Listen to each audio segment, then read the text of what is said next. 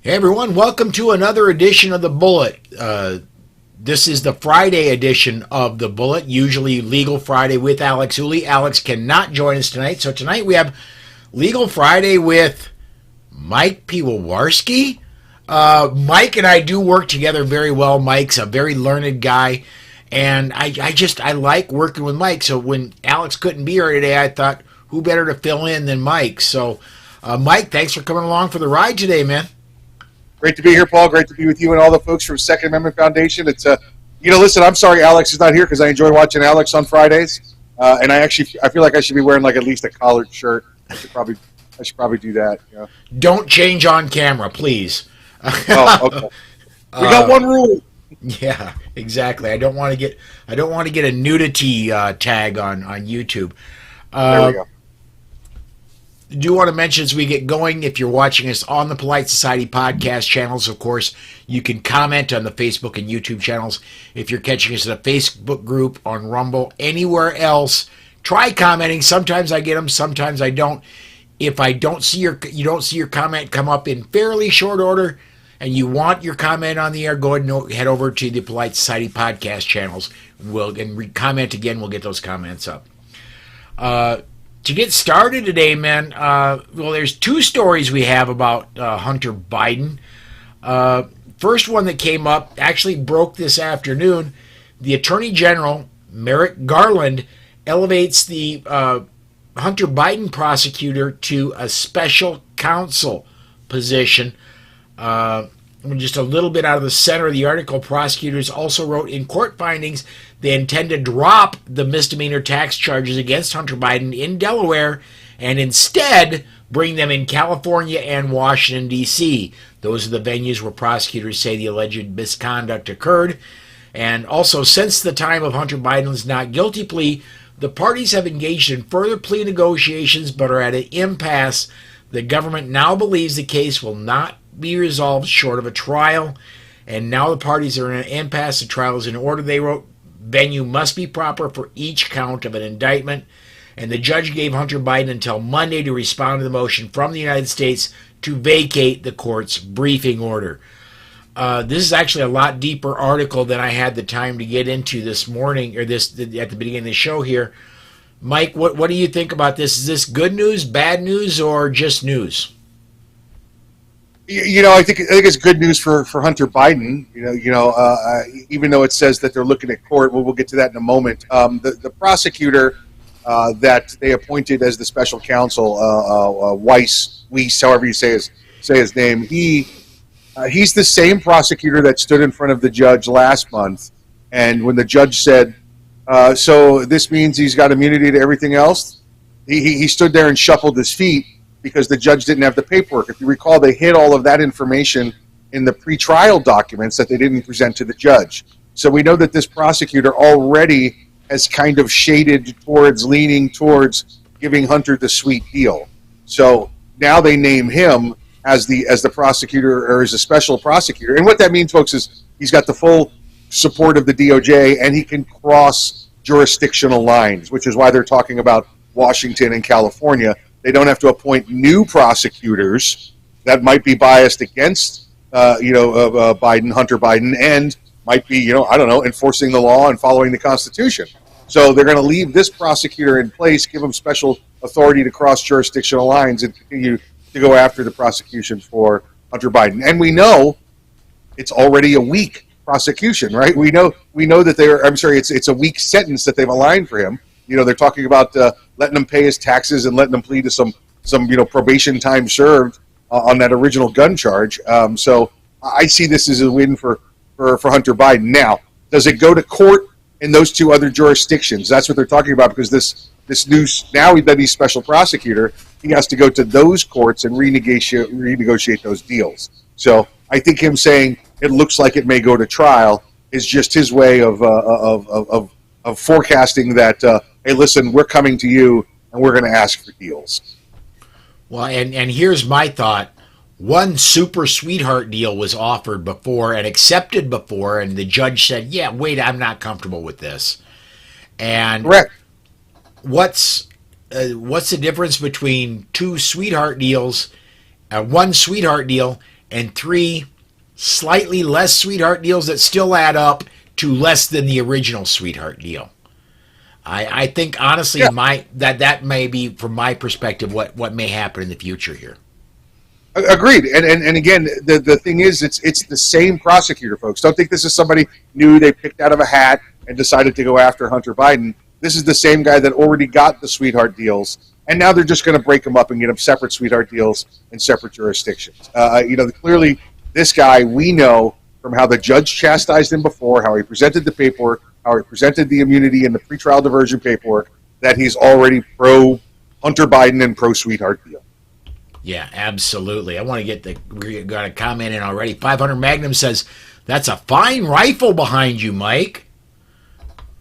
So that would be a CERT. I can't touch it during the show. That's a CERT stick. That's actually a CERT 110 laser training pistol. Inside, it goes into that M4, and it expands back and forth. That's a laser training pistol back there from my good friends at Next Level Training.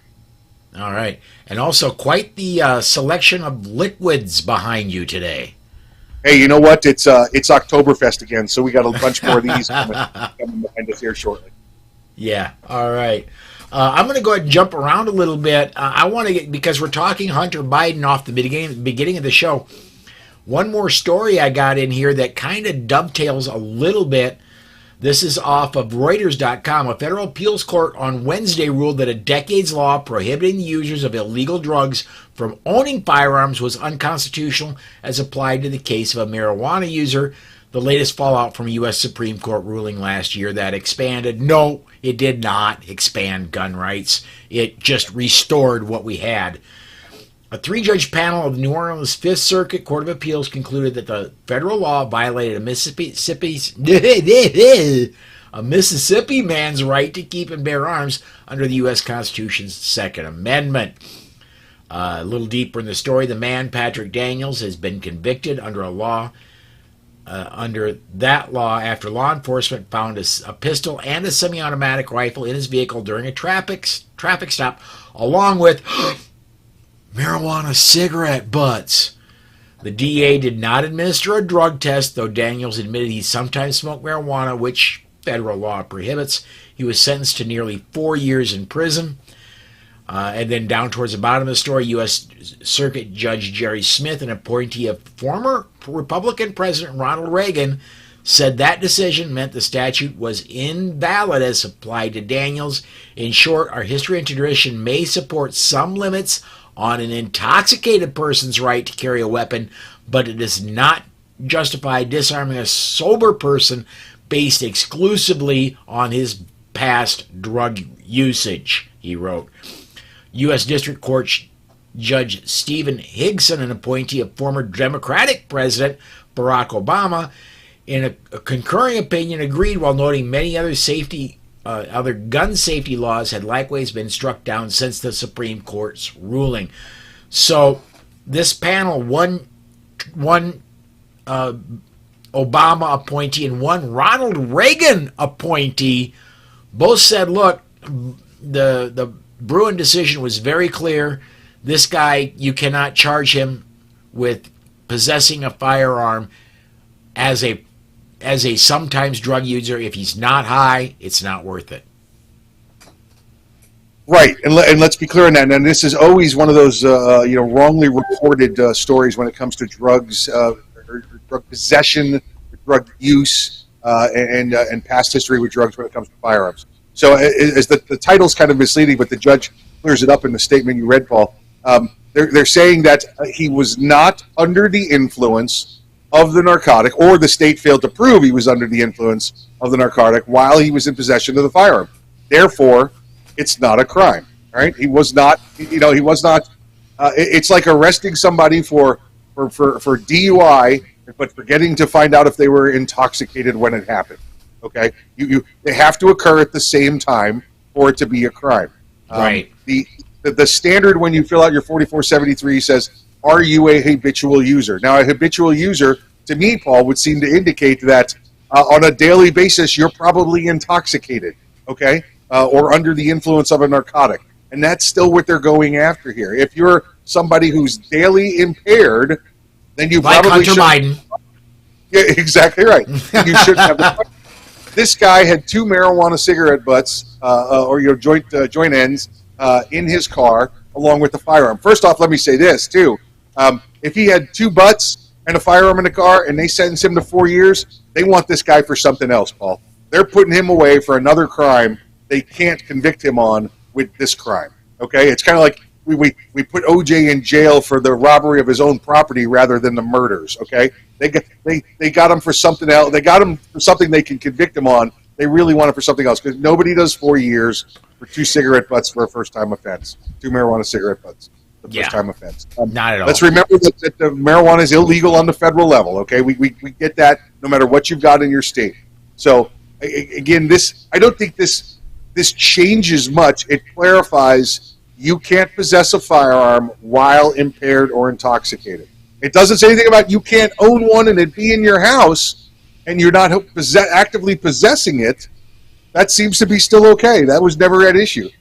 I think this clarifies it's something you did in the past. It's not something you're doing now. You can't hold that against me. And what I really think we may see come out of this, Paul, is the issue of prior convicted people. Let's say you're convicted for some other crime and you've completed your sentence. You no longer owe anything to society. All you do is have the conviction on your record. How can I say they can't have firearms also? Because it's something in their past now. Yeah, it's absolutely so. Now, I will, as my personal opinion, I will make a small exception for violent criminals. I will say, yeah, there are some crimes, if you're convicted of, you probably deserve to lose your Second Amendment rights for life. But I think those are vanishingly small. Right. Let's use the historical context that we have to do with Bruin now. We know in the time of the Founding Fathers, if you were a violent criminal, you didn't get counseling, you didn't get treatment, you didn't get probation, you went away forever. Forever. To the gallows. Right. So it was never a big deal of, oh, we have to worry about a convicted felon having a firearm, because they were gone forever. They went away for good. That was it. So if you look in the historical context, our Founding Fathers did prevent violent people from having firearms and weapons by putting them away forever. Like you said, taking a ride over to the gallows, yeah. Yes. I think another comment in here, and it's going to lead right into the next story I've got.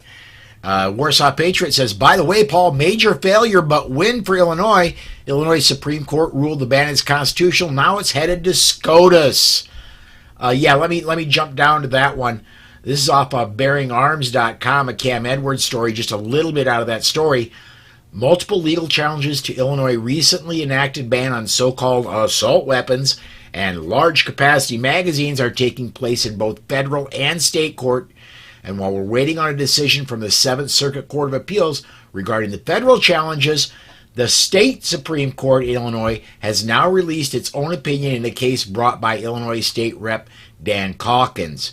To the surprise of few gun owners, the Democrat-controlled court reversed the lower court decision finding the gun ban violated the equal protection and special legislation clauses of the state constitution, meaning instead that the ban went into effect earlier this year is perfectly acceptable under the state constitution. And that's all they can really rule on is the state constitution in state court. Right. So now remember, the challenge in the state court and what brought forward by this representative there in Illinois was the challenge to it was not about assault weapons and large capacity magazines. What the plaintiff did was said they violated the state constitution. They violated the rules of law there. You know, the law has got to be read 3 times ahead of time before it can go into effect. You can't violate this provision of their. They had procedural issues that were done wrong, and they used that as their claim.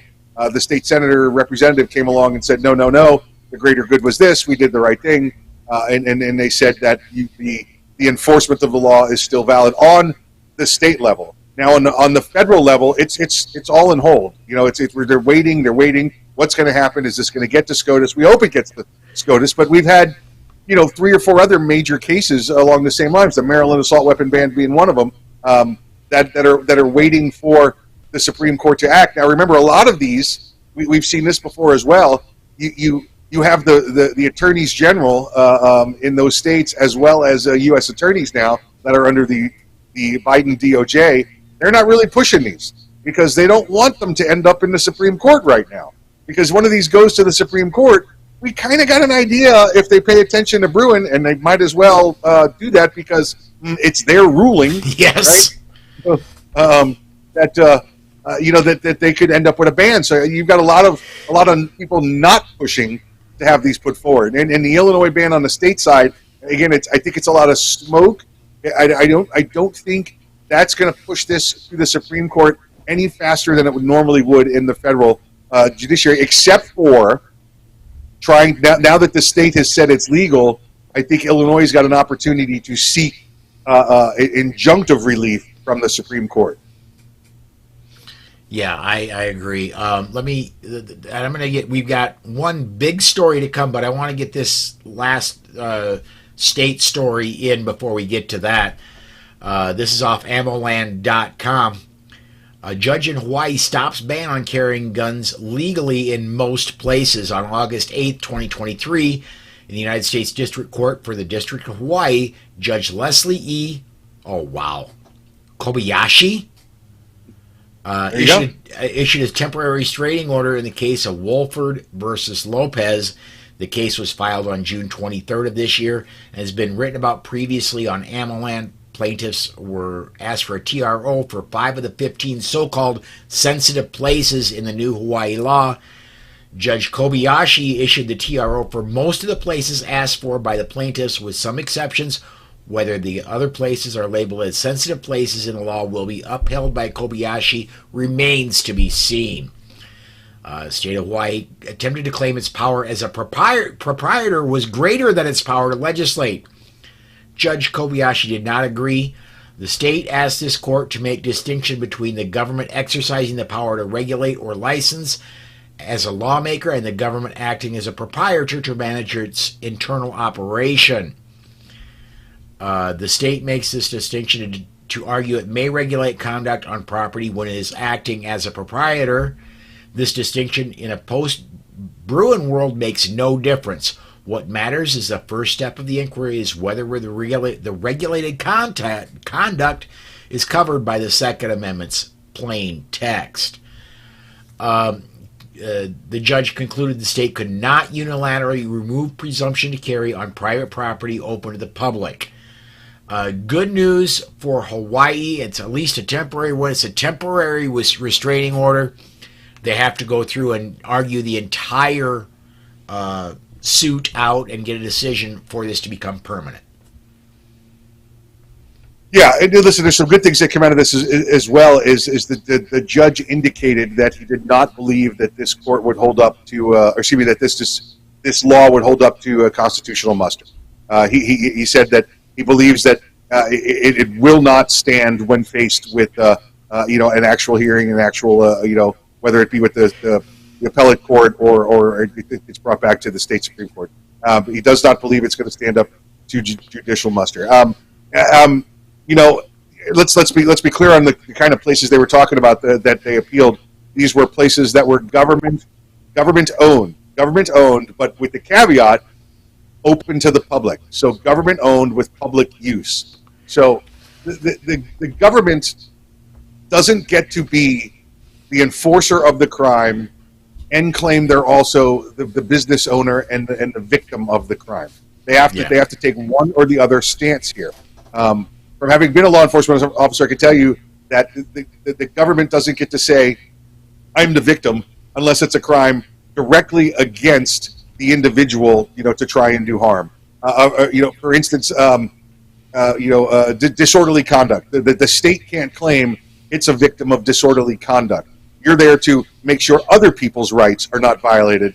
The state's rights don't get violated by those type of crimes. The state's rights are not violated if an individual brings a firearm onto public property, government property. Now, these are parking lots, multi-use facilities, administrative things. Yeah, we're not talking about in a jail or in a police department. Okay, those are secure facilities. Those are their house. You play by their rules. But as far as using the parking lot to go to the courthouse, and just dropping off paperwork without even going inside, those kind of things.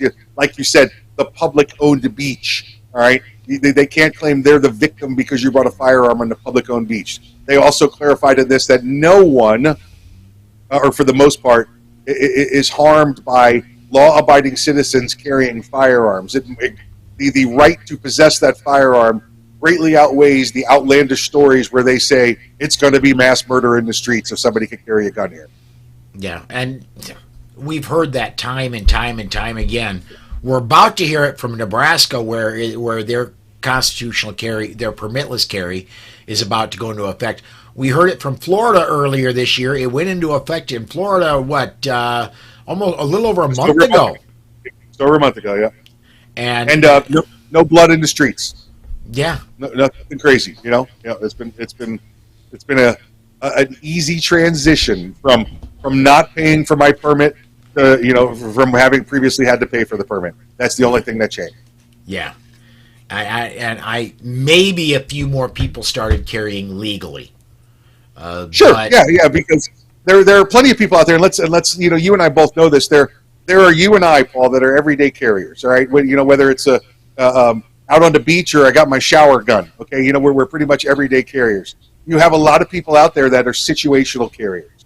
Now those situational carriers don't have to go get their license to carry when they want to. They can situationally carry as they see fit. Now, what's our recommendation? Carry all the time, every day.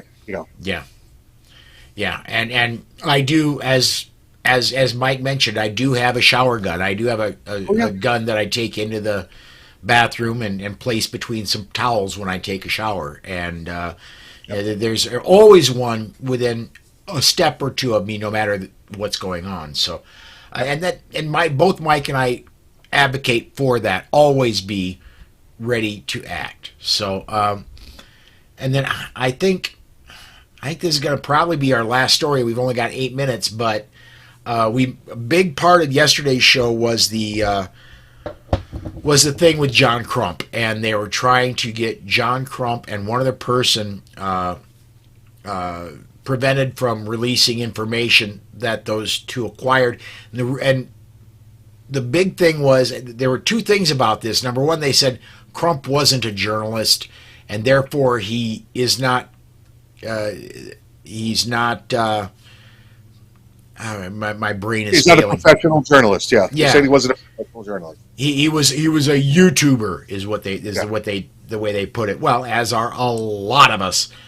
However, I'm going to say this. First of all, that the hearing did happen, and the Assistant Attorney General, U.S. Assistant Attorney General's motion was mooted. So Crump is in the clear as of today. But there was several, and quite the list. I'm only going to read a few of them. Iraqi veteran 8888, legally armed in America. I'm not going to give their personal names. I'll just give their channel names. Military Arms Channel, Elktiff Self-Protection, among many others that put in amicus briefs saying, look, we are journalists, and that John Crump is a journalist, and we are covered under the First Amendment, and this is a breach of the First Amendment. You and I talked a little bit about this before we went to air, Mike. What's your thoughts? I think these group of individuals, these journalists, whether they happen to be professional or amateur journalists, right? And I think that's one of the discrepancies on here, or differences on here, is that I think they might have went around about it in the wrong direction. They tried to claim First Amendment privilege under the freedom of press. And I think the government can argue that. And this is why I'm saying I think there's a problem. It's because I think the government could argue that. They could say that, listen, Paul, you're just a YouTuber. Well, no, Paul, you're a professional. You get paid to do your job. You've written in the past. You continue to do appearances. You're getting paid by an organization to represent facts and truth as you know them. John Crump does the same on YouTube. He also writes. John Crump's got like 1,000 articles or something he's written. He's clearly a published writer and journalist. And by the way, I use a lot of Crump's material when I'm bringing up topics for the Bullet. He's one of my biggest sources. There's a bunch of people on that YouTube list that, on the flip side, are not paid journalists right now. Some of them they have the camera, they put their opinion out there, and that's it. But I think there's a line, where you credential people and you say, I'm a professional journalist and I'm not a professional journalist. Paul, I do a radio show, and I've been doing a radio show focusing on that for 5 years. I used to do a lot more writing than I do now. I've got presidential press pool passes. I'm a credentialed journalist. Okay, I get paid to do this, but there's people out there that are just doing it to do it, and I think the government can make that argument that, listen, just because I lay down a brick, it doesn't make me a bricklayer. Okay, if this is not a primary source of income, if you're not receiving funds, if you're not paid, it's the difference between professional and amateur status. To use a sports reference, right? So I think it would have been better for them to have gotten together and said, listen, it's just an exercise of our First Amendment rights to free speech. Why not? These are a known group of people. Let them just claim free speech on this. Now, there was an issue with how John got his the pre-sentence investigation report, whether or not that was he obtained it through legal means or not. But again, I think that it all went away moot because the court just or dismissed it. But I probably would have approached it from a different angle. But you know what? They all have the right to say whatever they want to say on YouTube under free speech. Go there. I support their right to do that. I'm going to disagree with you just a little bit, and that is this: WikiLeaks got and Julian Assange sat for years in an embassy in Europe where they were until they kicked him out. But he was in an embassy in Europe for years where they would not extradite him. WikiLeaks came out with a lot of documents they couldn't have come up with in a legal manner, and yet because journalists started reporting on it and used the First Amendment journalism protections, the journalists couldn't be touched. And a lot of ugliness that is inside our government came out, and a lot of good came out of those WikiLeaks releases and the journalism, and that was back when CBS, NBC, so forth did actually do a little bit of journalism. Well, the journalists did a good job, got that out in the public. That's why I think it's important for, even if you're not to the point where YouTube is sending you a $3.50 check every month, even if you're not there yet, I think it's very important for you to still be able to be called a credentialed journalist, even if you've got a few thousand followers. Yeah, listen, and again, I think John Trump is a professional credentialed journalist, no doubt there. Right? And the issue I had was that the other people jumped on board to try and say they supported that, but I think the argument could be made that they're not credentialed or professional because of, again, that difference between a professional and amateur status is getting paid. So I agree with you, Paul.